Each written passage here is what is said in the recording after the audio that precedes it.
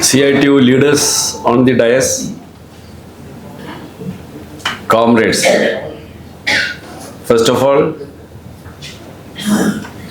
I thank you all for attending this meeting in connection with the state level workshop conducted here by the CITU Andhra Pradesh State Committee on organizational issues. I have come here to attend that workshop. In connection with that function, they arranged a public meeting, a short time meeting. We were very busy with this organizational workshop the whole day, so I am not in a position to make a lengthy speech. But the important political aspects which is confronting with the working class of this nation, I shall try to explain within a short time.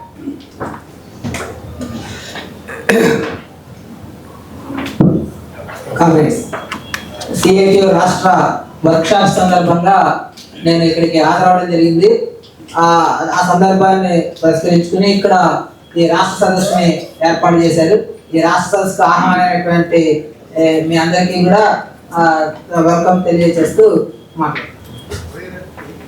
Last day, there was a severe accident, industrial accident in Vijayawada steel plant, and around 10 workers have lost their life.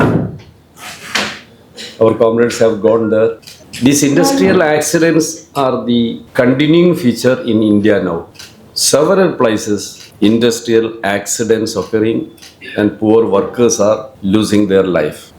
This is with the carelessness of the management, not the carelessness of the workers. They have to take preventive measures to check the industrial accidents, to safeguard the valuable life of the workers. They are dealing with sophisticated machineries and very critical workplaces. Safeguard should be ensured by the management. Earlier there was a Factories Act, a law passed by Indian Parliament. As per Factories Act, factory management is liable to take preventive measures to safeguard the lives of the workers.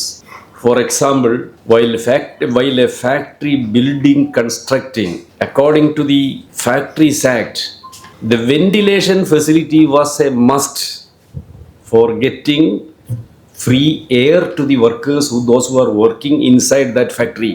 Such specifications were there in the rules to the Factories Act. Now that Factories Act is no more. That act is subsumed in the new labor code, diluting the earlier provisions to help the employer classes to increase their profit, not for the working class or not for the nation, only for increasing their profit. They subsumed 29 labor laws in 4 labor codes. BJP government is implementing a new policy that is known as neoliberal policies. This is as per the dictate of imperialism, American imperialist forces dictating these policies on different countries. Independent India is surrendering before American imperialist forces. Why? Only because of the interest of corporate classes, Tatas, Birlas, over and above them, the new corporates, Adani, Ambani, to increase their profit, to increase their wealth. They need a new policy. This is not the surrendering before American imperialism. This is collaborating with American imperialism by these corporates to loot this country and earn more profit. That is the name of neoliberal policies. This neoliberal policy is imposing the privatization policy and all anti-people policies which is adopting by BJP government. Now the public sector companies, public sector institutions are widely privatizing by the government. They say that the public sector is a burden to the country.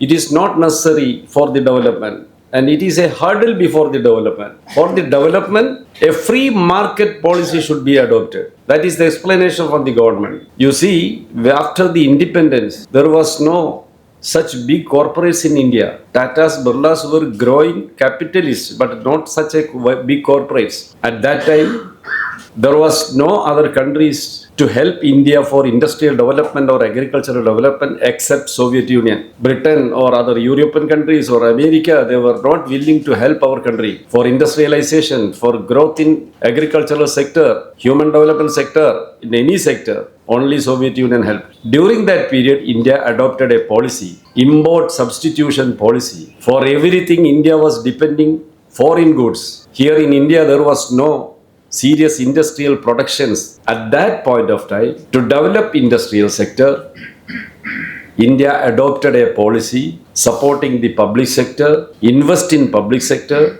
and for the public sector investment, Indian government adopted this policy, import substitution policy. Through that policy, India government adopted a 5-year plan. Our economy was a planned economy, even though the government was led by the big corporate, big bourgeois landlord combined classes. At that point of time, they adopted a different type of policy, that was import substitution policy. Nationalization and public sector was the part of that policy. After first 5-year plan, there was industrial growth in the country.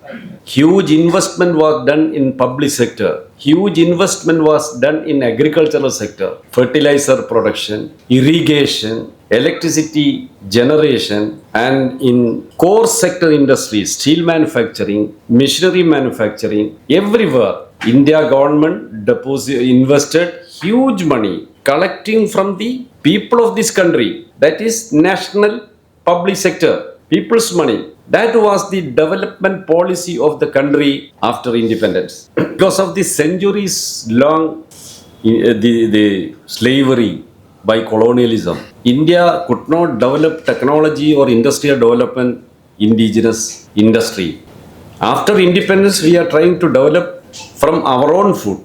We have no technology to develop our industries. So at that point of time, India government banned the import, limited the import, charged heavy duty in importing goods from developed countries, European countries, only to safeguard our Indian production, which may be not compatible with European products, but to safeguard Indian economy, to develop Indian industries. India government adopted import substitution policy. During that policy, first 5-year plan, second 5-year plan, third 5-year plan, our economy developed in a much bigger level. Our industries developed. In core sector, public sector, developed heavy industries, BHEL, Steel Authority of India Limited, several big gigantic companies, several irrigation projects. Our agricultural production developed. During the British era, there was starvation death, in thousands and thousands of starvation death during the British era. In 1940s, Bengal famine, you may heard in the history. Calcutta, lakhs of people died on the street because of lacks of food, in the absence of food. That was the position. In that country, our agricultural production increased. There was a procurement policy. Fertilizer production increased. Government procured the products, producers from the farmers with a reasonable price. And distribution also planned by the government. Food Corporation of India was constituted. Everywhere, their godowns and public distribution system throughout the country to eradicate the poverty, the very sorrowful condition of the poor people. This was the structure of the policy of Congress government immediately after the independence. That was import substitution policy with 5-year plan and nationalization and a self-reliance based policy. During that period, the condition of the people in India, vast majority of the people were living in rural areas. They were poor agricultural workers, poor farmers, poor landless, poor sections of people. They have no income to purchase anything. They were partially starving during even after independence. They were unemployed. Crores of the Indian people, around about more than 70% of the Indian people were starving, were unemployed. They have no income to purchase any industrial products, any consumable products. That was the position of our country. A little difference was there, better than the colonial period. That's only. So, with the help of the public sector and developing indigenous technology, our production, our industrial base have grown, but the market doesn't grow. In the absence of the foreign products, for the 3-5 year plan period, it was very easy to sell Indian producers, Indian products by the Indian corporates. But after that, the market faced recession because the people have no money to purchase the industrial goods. Still, they were starving. At that point of time, Indian Communist Party, AITUC, at that time the Indian main trade union is AITUC, they demanded land reforms to end the feudalism in the country, distribute the land to the landless people, crores of landless people, agricultural workers, landless people. While this land is distributing among the landless crores of people, they shall cultivate in that land and produce agricultural produces, and while selling that produces in the market, they may get cash in their hands. It can be used for purchasing the industrial goods which were producing in the new industries in India, independent India. In such a way, our economy will develop. Instead of accepting that policy, only because of the state was ruling by bourgeois landlord classes administration. Landlord was colluding with the developing corporates. These capitalist classes, bourgeois capitalist classes were leading the Indian state. Because of this class limitation, India government could not take a land reforms policy at that point of time. That was the crisis faced by Indian economy, Indian state in the beginning of the independent India's development plan. ఆ కాలంలో స్వతంత్రం వచ్చిన తర్వాత కాలంలో కోట్లాది మంది ప్రజల పరిస్థితి ఏంటంటే దాదాపు 70% మందికి పైగా గ్రామీణ ప్రాంతాల్లోనే ఉన్నారు. వీళ్ళందరూ కూడా భూమి లేని పేదలు. వీళ్ళందరికీ కొనుగోలు శక్తి కూడా చాలా తక్కువ, అర్ధాకలితో ఉండేటువంటి పరిస్థితి, నిరుద్యోగం కూడా బాగా ఎక్కువగా ఉన్నటువంటిది. బ్రిటిష్ కాలంతో పోలిస్తే వాళ్ళ పరిస్థితి కొంత మెరుగ్గా ఉంది తప్ప వాళ్ళ మిగిలిన జీవన పరిస్థితుల్లో పెద్ద మార్పు లేదు. అలాంటి సందర్భాల్లో ప్రభుత్వ రంగం అనేటువంటిది అభివృద్ధి అయింది, కానీ మార్కెట్ మాత్రం అనుకున్నంత స్థాయిలో అభివృద్ధి చెందలేదు. మొదటి 3 పంచవర్ష ప్రణాళికల్లో ఏదైతే అభివృద్ధి జరిగిందో దాని తర్వాత కనుక చూసినట్లయితే మార్కెట్లో సంక్షోభం అనేటువంటిది వచ్చింది. అలా భారతదేశంలో సంక్షోభం వచ్చిన పరిస్థితుల్లో అప్పుడు ఉన్నటువంటి భారత కమ్యూనిస్ట్ పార్టీ కానీ, దేశంలో ఉన్న ఏకైక ట్రేడ్ యూనియన్గా ఉన్నటువంటి all India trade union Congress కానీ ప్రభుత్వాన్ని ఏం డిమాండ్ చేశాయంటే భూ సంస్కరణలు అమలు చేయాలని చెప్పి డిమాండ్ చేశాయి. భూమి కనుక దున్నినట్లయితే దున్నిన దాని మూలంగా వచ్చే ప్రతిఫలంతో కార్మికుడి రైతు చేతుల్లోకి డబ్బులు వస్తాయి. వచ్చిన డబ్బులతో పరిశ్రమల్లో తయారైనటువంటి వస్తువులు కనుక కొనుక్కున్నట్లయితే అప్పుడు పరిశ్రమలు కూడా అభివృద్ధి చెందుతాయి. ఆ రకమైనటువంటి విధానం తీసుకుంటే కనుక ఈ సంక్షోభాన్ని అధిగమించవచ్చు అనేటువంటిది ఆ రోజున భారత కమ్యూనిస్ట్ పార్టీ కానీ లేదా ఏఐటీసీ కానీ ప్రభుత్వానికి సూచించాయి. కానీ బడా పెట్టుబడిదారుల నాయకత్వంలో ఉన్నటువంటి భూస్వాములతో కలగలిసినటువంటి ఈ ప్రభుత్వం అటువంటి భూ సంస్కరణని అమలు చేయడానికి పూనుకోలేదు. ఆ రకంగా సంక్షోభం యొక్క ప్రభావం భారతదేశం మీద కొనసాగింది. Our public sector spending in the basic industries helped the private investors in a big way. The private investors during that period, they had no sufficient money in their hands to invest in a big way.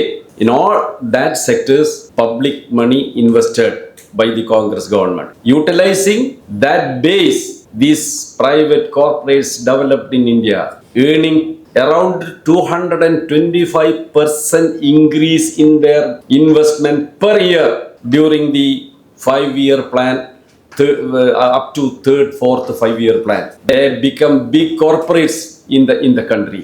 Now, at that juncture, they need not want this public sector because they are capable to invest anywhere, in any sector. They have the investment, they have the money.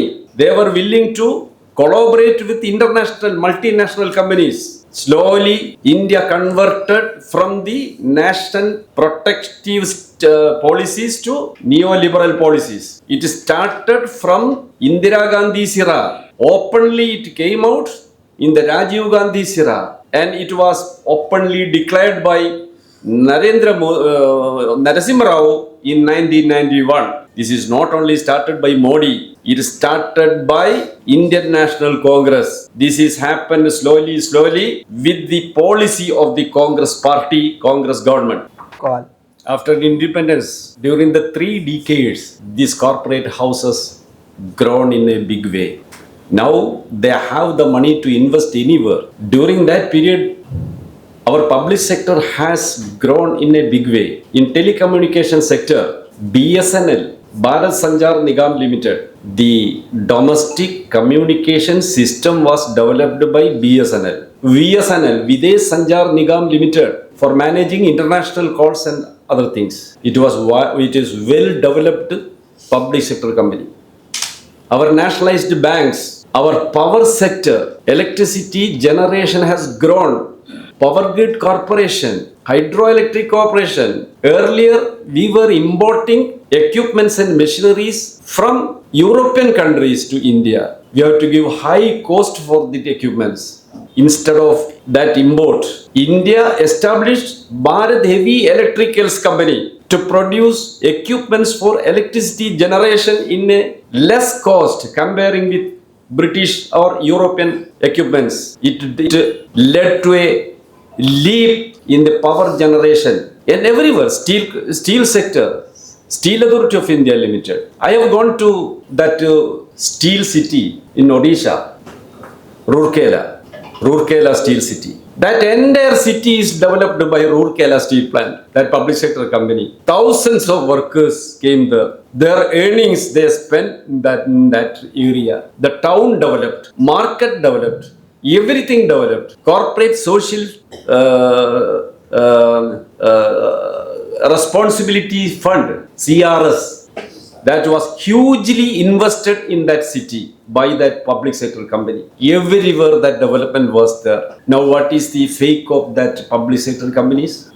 Telecom was corporatized by the company, by the government. Postal and telegraph, that was public sector undertakings. It corporatized first. Department of Telecommunication was converted to BSNL, Bharat Sanchar Nigam Limited. VSNL, Videsh Sanchar Nigam Limited.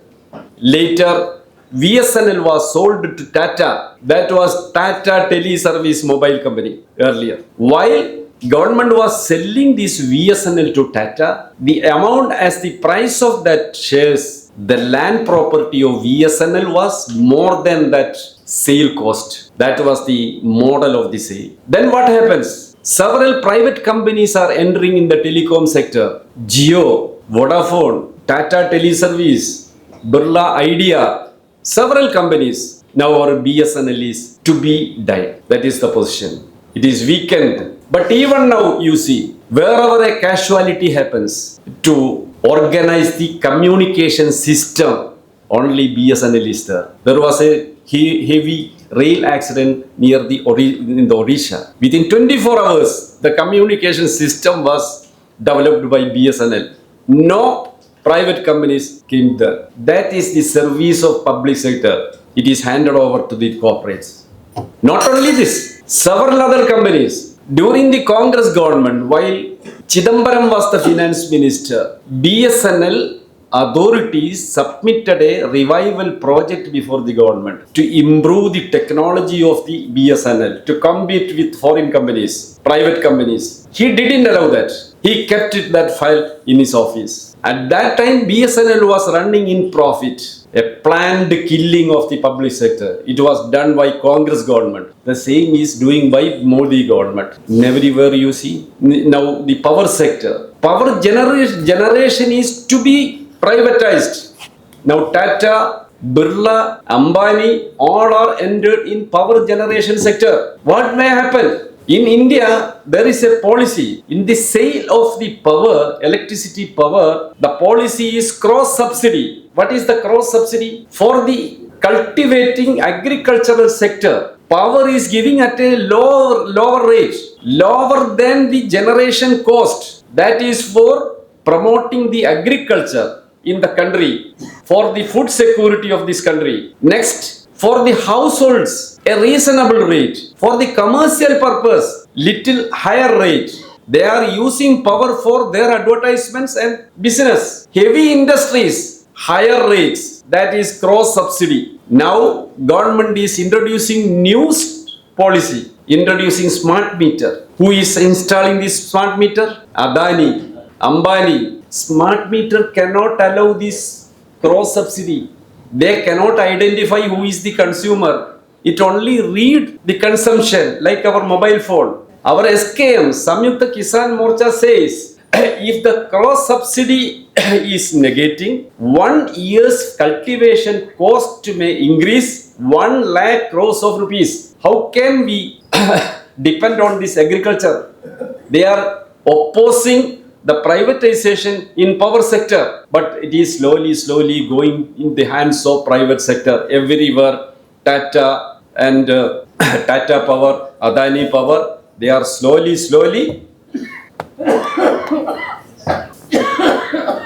controlling, bringing in their control the entire power sector. Electricity sector workers unitedly fighting against it. CITU is in the forefront of that fight. But this is the situation, you please understand.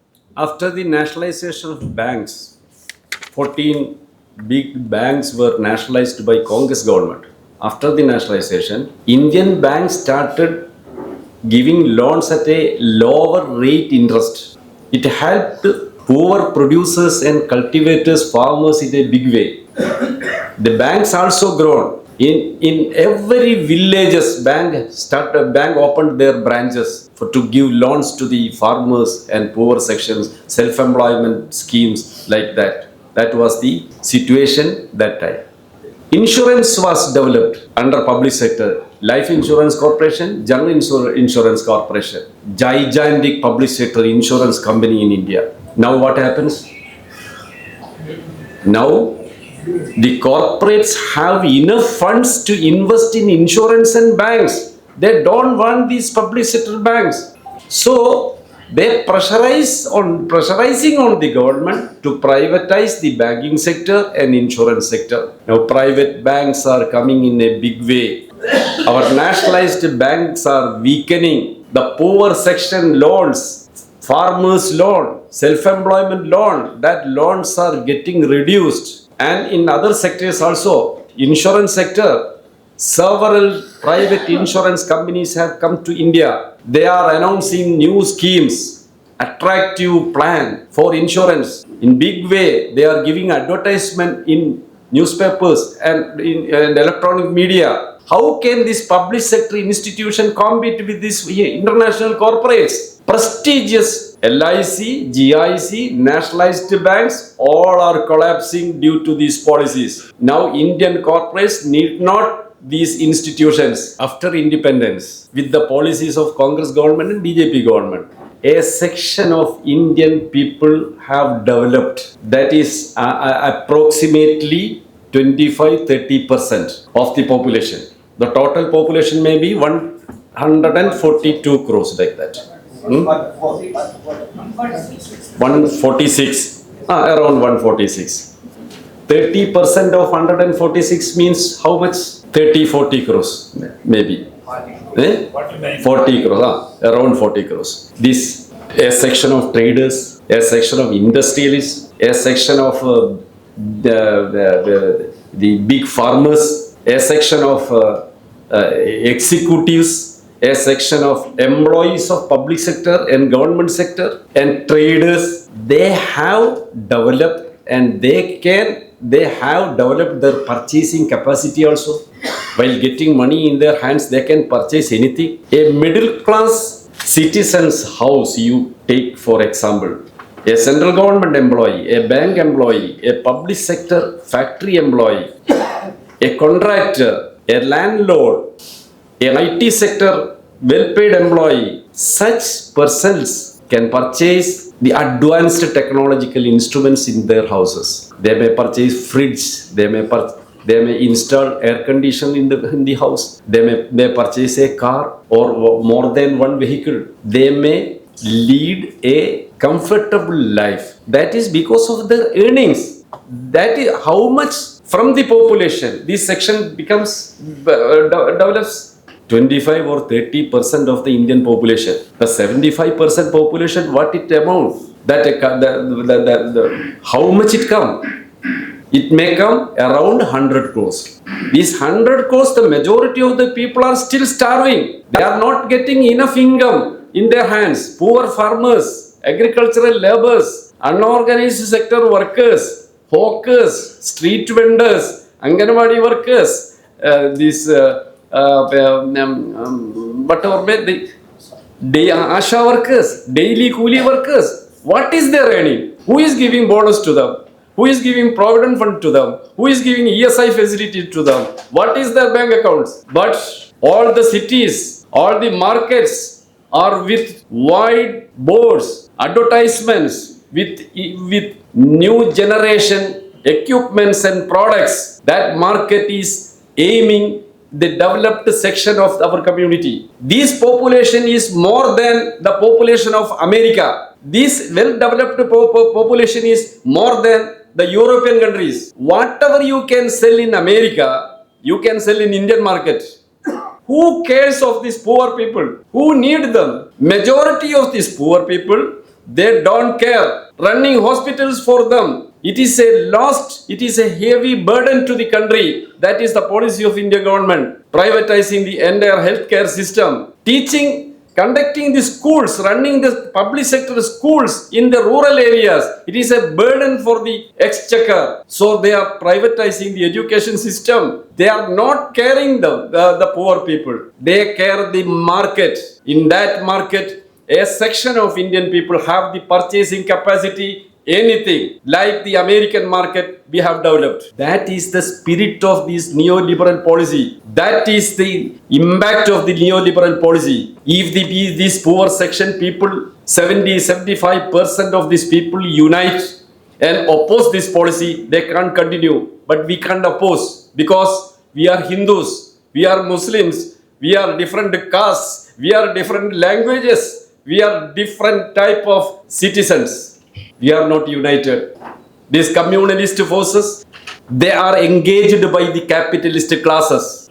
These capitalist forces are behind the RSS, behind the Jamaat Islami, behind the extremists. They are promoting all these sections to divide the people on caste basis, religious basis, language basis, every slogan, dividing slogans. We are confronting with this situation. The CITU, trade union, we are confronting with this situation. We are trying to unite all the working people together to fight against this capitalist aggression, against these corporates. But what to do? Workers are divided. Around 15 crores workers are migrating from their birthplaces for getting employment and some earnings for their livelihood. 15 crores. Around 40 crores migrant laborers are working in Kerala. Kerala is a comparatively a small state. Their agricultural work, migrant workers are doing. Plantation, barber shops, hotels, construction workers, fishing harbors, everywhere these poor migrant laborers are working. In all South Indian states, you can see North Indian workers are migrating for getting their livelihood. What is their life? Do they are getting a comfortable shelter where they work? What is their family life? After 75 years of independence, that is the picture of this country. See, these corporates, big guns, they are unleashing wide campaign for the support of their policies. The entire print media is under their control. Newspapers, weeklies, other magazines, all are controlling by these corporates. You see the copy of circulation of the Praja Shakti, how many copies? What is the population of Andhra Pradesh? 1% of the population, whether we can circulate our paper? This is the history of our Deshabhimani in Kerala. Kerala left movement is stronger than Andhra Pradesh now. Andhra Telangana has a tradition of historical struggles. But in Kerala, our Deshabhimanis cannot compete with the bourgeois media, visual media, social media. Everything is controlling by these corporate houses. We have no resources to compete with them. During the election, crores of rupees they are spending in election to defeat us. How can we compete with them? We are confronting with such a forces. They argue for development while we opposing the privatization. What the government says, this is for development. They develop the country, big highways, railway, telecom, the new technology they are introducing. They are creating huge assets in the country. For this development, we are adopting this policy. That is the argument of the government. Ease of doing business. Everything is for ease of doing business. Whose business? This corporate's business. For that, they amended our labor laws only for these corporate houses. 29 labor laws which were existing in our country, amended and subsumed to 4 laws, that is labor codes. Codes, law, everything is same. 4 labor codes. What is the history of our labor laws? In India, labor laws were made during the British era. Dr. Ambedkar was the member of British Viceroy Council. There was a council. That was not independent system. British Viceroy Council, he was the member. He initiated for some labor laws during that time. Started like that. After independence, I told you the policy of the independent India's first term, Nehru government, the development oriented policy was there. A commission was appointed by government of India, Justice Gajendra Gadkar Commission, to propose new laws and amendments to labor laws. That was a positive step towards the labor issues. Considering the recommendation of Gajendra Gadkar, independent India adopted several labor laws which was protective to the laborers. Factories Act, Maternity Benefit Act, Equal Remuneration Act, Apprentice Act, Industrial Disputes Act, Bonus Act, several Provident Fund Act, several acts. Those acts were a protective nature legislations made by Indian Parliament. While a factory owner, a corporate company is deciding to close down his industry, it employs 1,000, 2,000, 700, 500 workers like that. This industrialist, he can close easily because he never lost anything. This is a shareholding company. His little share may be there. Other share may be from other individuals, institutions, from banks. He can shift his company from Andhra Pradesh to Telangana. He can shift his company from Andhra Pradesh to Odisha. Everywhere he can go. But the poor workers working in a Andhra Pradesh company, where do they go? He decided to close down that company. There was a restriction in the law, ID Act, Industrial Disputes Act.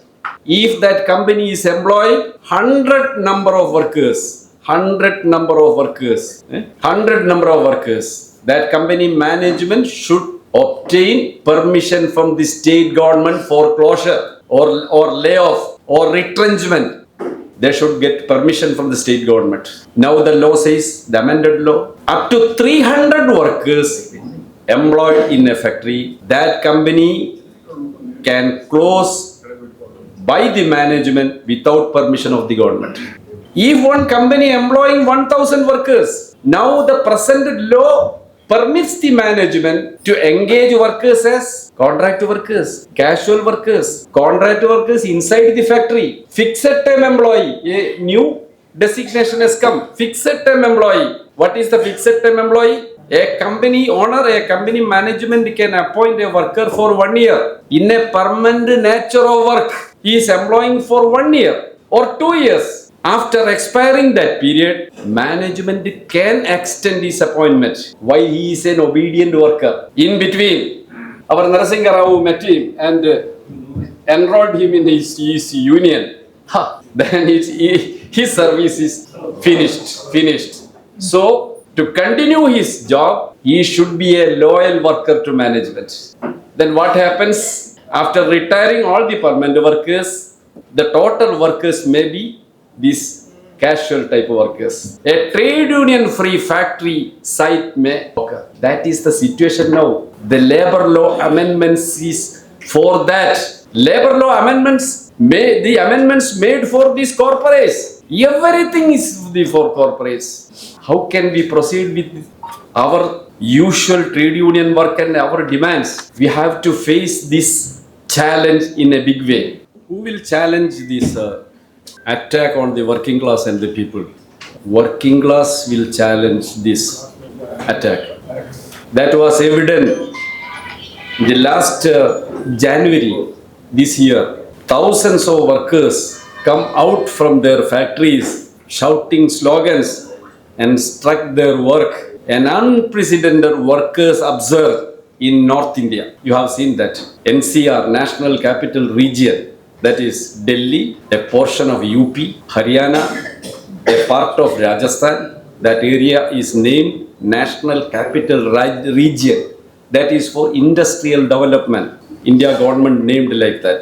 Not only that region, Uttarakhand, Himachal Pradesh, Gujarat, Punjab, the entire North Indian states, workers came out from the factories all of a sudden. It was a surprise to all. But you please understand, our concerted efforts, our trade union movements, our Kisan movements, efforts, our struggles inspired these workers.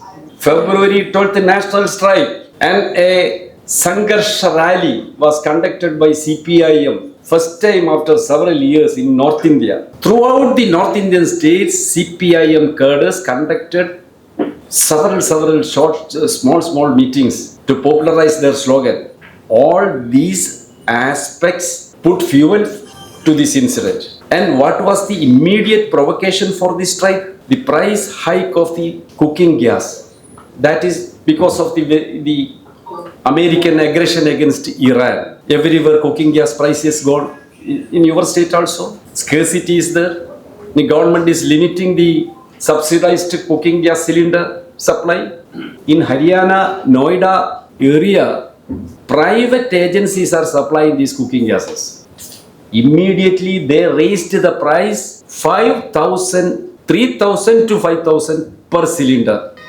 Most of these workers are working as contract workers in different factories. In Noida, multinational companies, Indian corporate companies, thousands of workers are working in one factory. 3,000, 4,000. They are not small scale industries. Electronics products assembling units, garment manufacturing units. Their salary is 12,000, 13,000 per month. One day, for earning the salary, they have to work 12 hours or 13 hours. During the working hours, they are serving some food inside the factory. The cost of that food shall be deducted from this meager salary. That the rest is the take-home salary. From that take-home salary, they have to pay the cooking gas price.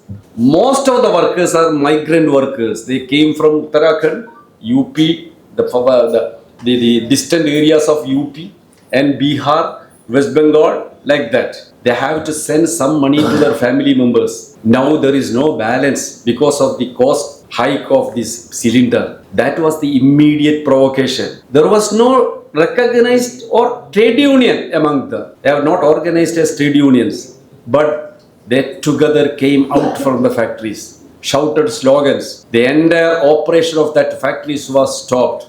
Police intervened. While a labor dispute arises, to settle that issue, Labor Department has to intervene. That is for the Labor Department in the state government. In UP, Haryana, in North Indian states, Labor Department did not intervene in that issue. Instead, police force came into the striking place. Police, in a big way, harassed the workers, lathi charge, detained and threatened the workers. They were pushed out from the factory side and closed the gate, and police was stand before the gates. They were pushed out from the residential areas. Some of the workers were under house arrest. Some of them were jailed. Police was behaving like that. While we received this information, I was in the CITU center. We discussed the issue. We decided to intervene in this in this issue and we visited the Noida first. One team has gone to Faridabad, Haryana. Another team has gone to Uttarakhand. In different parts, we CITU center in charge comrades intervened in the matter. We have no trade union in the striking peoples, but we neglected it. That is workers. That is the part of Indian working class. They are raising a genuine question. So we shall intervene. This fight is working class against capital. Direct fight. In such a fight, nobody is there other than CITU. INDUs is not there. AITUs is not there. BMS is not there. No union is there. Only CITU. The fight is against capital. Capital and working class confronting in front of directly.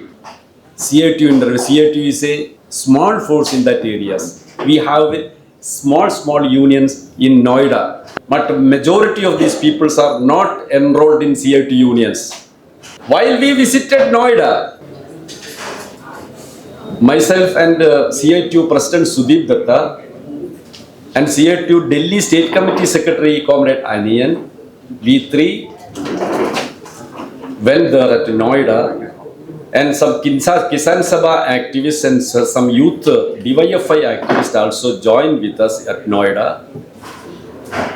We visited the workers' residential area and factory sites and tried to have a discussion with the district collector. District collector, it is called as DM there, District Executive Magistrate, DM. DM is the Chief Executive of the district, the higher officer available there. UP government and Chief Minister, Labour Ministry is far away. So we tried to contact the district collector. Collector was a lady. She was not in the office, outside duty. I contacted her in telephone and requested for a face-to-face discussion about the incidents happened in Noida. But collector was not in a position to reach there at that daytime. So they arranged some other junior officers for a discussion. We waited for that. We told the police officers, you stop these atrocities, terrorizing the workers, detaining the workers. Innocent workers are under the police custody, and many of the workers have got injury also. So we requested responsible officers should be available for a discussion on this issue. Finally, after our compulsion, Deputy Commissioner of Police and also Deputy Collector, the next to the District Collector, they arranged a meeting with our trade union representatives. We told them, you can't do anything. You are junior officers. You can't decide any policy matters. You please convey our message to higher authorities. Police do not intervene in the labor disputes. Labor department is there. Labor department is to be intervened immediately and take necessary steps to solve this labor dispute. All police intervention should be stopped immediately. All detained workers should be released. We strongly presented our case with the available officers. They agreed everything. We shall convey now itself. There is no other police atrocity future. Some settlement like some talks were there. Next day we went to Uttarakhand. There one company, around 3,000 workers are working. A electronics assembly company. It is a Kerala-based company. V-Guard. They are producing water heater, electric equipments. Such a company is there in Uttarakhand. Rudrapur district. Stabilizers. They were also demanding minimum wage. Their wage is from 7,000 to 11,000. Majority of the workers are ladies, young ladies. They were trained in the factory for doing that work. Such a way they are skilled workers. While we reaching there, in the Rudrapur city, there is a public ground, Gandhi Maidan. In a side of that Maidan, a group of workers are assembled. These ladies with uniform, of their company uniform. We inquired them what happened. We were shouting for minimum wages increase. Our minimum wages fixed years ago, 10, 12 years ago. The total emolument, 1 month they are getting 9,000 to 11,000. That cannot be justified. Their demand is genuine. But what happened? While they were conducting a jatha, a procession, police unleashed lathi charge against these poor workers, these lady workers. A group ran back to factory, a group to outside. Those who ran to outside, police blocked them 500 meters away from the gate and give an order, you don't enter to the factory premises. These poor workers afraid, they were sitting that ground. Nobody was there to taking care of that. Uttarakhand CITU State Secretary came there. We are a limited influence in the Uttarakhand state. Available comrades also came. Along with me, CITU National Secretary Umesh was with me. We too from CITU Center and other leaders from Uttarakhand. We approached the labor officer there. Labor officer was sitting simply.